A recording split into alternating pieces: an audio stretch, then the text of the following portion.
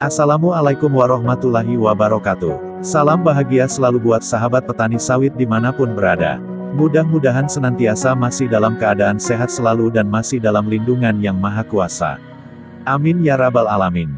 Belakangan ini jagat maya, termasuk kita masyarakat petani sawit, dihebohkan dengan kata resesi. Saking populernya kata tersebut, banyak orang merasa was-was untuk menyambut tahun 2023. Tahun yang dikatakan sebagai tahun yang gelap. Resesi adalah istilah ekonomi yang menggambarkan perekonomian suatu negara yang diakibatkan oleh berbagai faktor. Sebenarnya apa itu resesi dan mengapa banyak orang sangat khawatir bila mana resesi benar-benar terjadi? Kita sebagai masyarakat, khususnya petani sawit agar selalu bersikap tenang dalam menghadapi tahun 2023 yang dikatakan tahun yang gelap. Resesi adalah sebuah istilah yang digunakan untuk menggambarkan keadaan di mana perputaran ekonomi suatu negara berubah menjadi lambat atau buruk. Perputaran ekonomi yang melambat ini bisa berlangsung cukup lama bahkan tahunan akibat dari pertumbuhan produk domestik bruto, PDB, suatu negara menurun selama 2 kuartal dan berlangsung secara terus-menerus.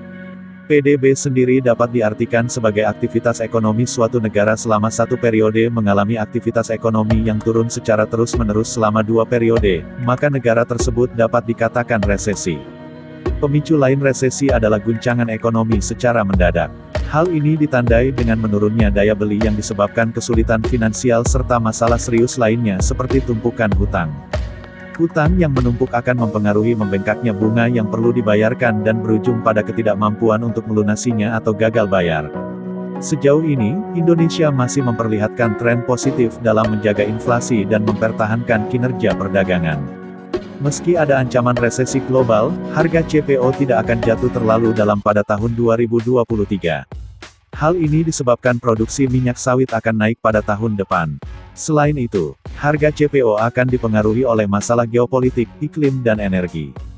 Indonesia akan semakin maju kalau kita berkolaborasi dan bekerja sama. Itu kunci penting untuk pertumbuhan ekonomi Indonesia.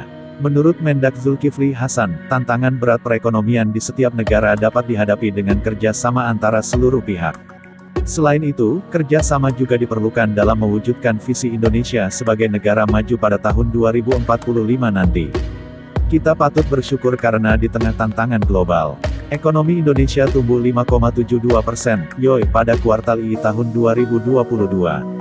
Neraca perdagangan Indonesia juga surplus selama 29 bulan berturut-turut.